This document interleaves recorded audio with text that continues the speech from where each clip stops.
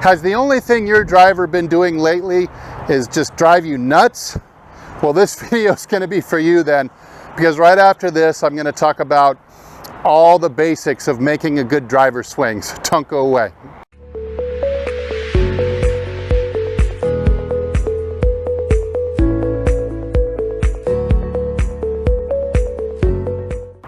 Hey, this is Steve from HitItLonger.com. If you're new to the channel, you will notice that I cover a lot of videos on driving it longer and straighter. And so if you're on a journey to do that like I am, you'll want to consider hitting the subscribe button and turning on notifications so that when I come out with a new video, you'll get notified right away. Okay, let's talk about some of the basics for hitting good drives. Really simple ideas that you'll be able to follow, and you don't have to have any pressure to try to incorporate all of these things into your game right away. I've set this up in mind so that you can just take one of these ideas at a time. Like I said, it's basics. Let's keep it basic. One idea at a time, incorporate it into your game over a period of a few weeks. And then when you're ready, you can come back to the video again and you can try another idea. Maybe just one of these ideas, you've gotten a little bit haywire and it'll fix whatever problem has been ailing you. All right, let's go to it. The first basic point in the address is, how far are you standing from the ball? I would like to stand from the ball to where I have about one spread hand and a thumb. So for me, that's in the neighborhood of 8 inches. Where most people go wrong when their driver starts to go haywire is they start standing too far away and reaching. So if that's you want to, next time you go to the range, you want to stop right before you pull the trigger, look down at the measurement, maybe even put your right hand in that gap, and if it's bigger than a spread hand and thumb, well, you got to move up. At least it would be advisable to. Back to about this distance. Okay, let me give that a shot.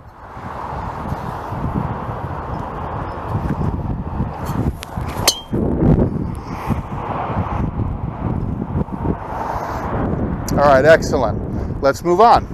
Okay, a second basic idea that tends to get away from golfers when their driver starts to go bad is the alignment of the shoulders. Now, of course you've heard to try to get them square to the target. I would agree with that. I like to go a little farther than that, because as most of you know, if you've been watching me before, I love to get it way out there.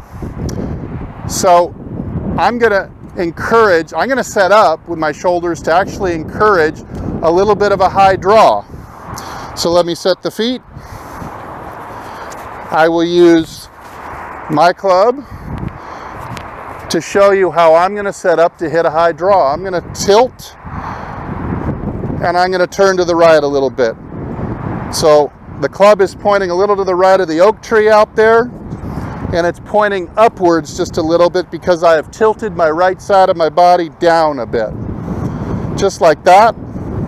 So this would be pretty square here. And I'm just going to go about an inch, tilting and turning more to encourage a high draw. Now, when most golfers, their drives start going bad, their shoulders end up over the top, this way too much. The tilt of their shoulders is the opposite of what I would recommend. It's right shoulder is higher than the left, and their shoulder line tends to point left. I did a lesson with somebody the other day who actually would line up his shoulders, a good 50 or 60 yards to the left like this. And once you do that long enough, if you set up the same way long enough, your brain turns it normal. So of course, it's going to be uncomfortable fixing your shoulder line, especially if you're going all the way to what I like to do for hitting it long and straight. It's this way. it's going to feel very uncomfortable. But if it's not uncomfortable, you're not learning. You're not changing for the better. Okay, another basic fundamental principle that a lot of people get off on is in their ball position. I've got the orange alignment stick down to line up with my left heel, which is where a lot of people will play their ball.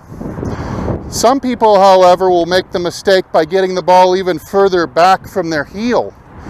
And that's no good at all, because it's going to tend to cause you to hit down on the drives and hit them very low, negating some of your distance.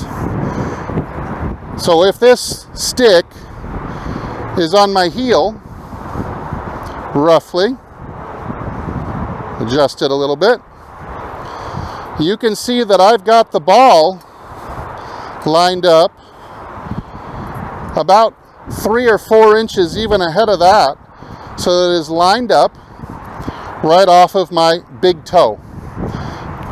Combined with my tip on the shoulders being a little bit extra, this is going to really encourage an upstrike, as the club will come down into the ground, turn square, and turn upwards the last, about 5 or 6 inches. I'll bottom out probably about 6 inches behind the ball and try to hit up on it 5 degrees or more. Let's give it a shot here.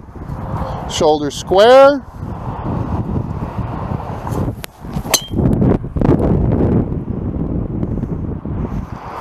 Nice high drive. So we've talked about fundamentals that address so far 3 ideas. The next biggest thing I see when someone is driving the ball poorly and they've gotten into a funk, their takeaway doesn't look very good. So I've set up here what I call the ball tap drill. Notice I've laid an alignment stick down pointing at about 12:30, or about a half an hour to the right. I've put a ball down parallel to that stick, so the 2 golf balls are now parallel to the stick,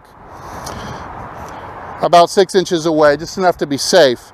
I've got these about 24 inches from each other. All you've got to do in this drill is take the club away and tap the ball. Just practicing keeping the club going back, sweeping the ground on a curve to the inside. That's it.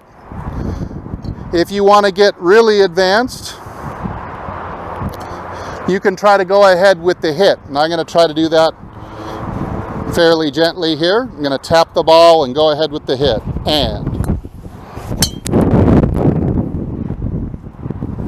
Okay, and the final driver fundamental, the basic idea that most golfers tend to get thrown off when they're driving the ball poorly, is making sure that their sequence is right and they're not trying to pull the club down. This also, not having these 2 ideas, will usually lead to over the tops as well. So let me explain.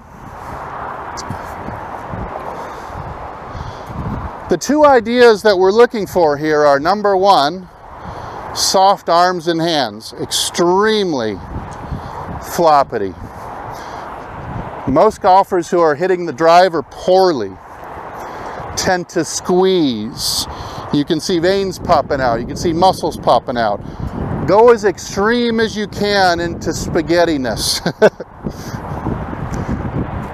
At the top of the swing is when people tend to squeeze and pull. So the idea is to maintain the spaghetti feeling as you sequence the hips out in front. So you see, as I get to the top, winding up with spaghetti arms, I'm starting the downswing with my shift and turn. Shift to the left, turn the chest. Don't do anything with the arms. The arms need to become extremely passive at the top of the swing, and make sure that everything gets led with the shift instead. So I'm going to give that a shot. It's going to be spaghetti arms. Make the hips go first. Spaghetti arms, very loose.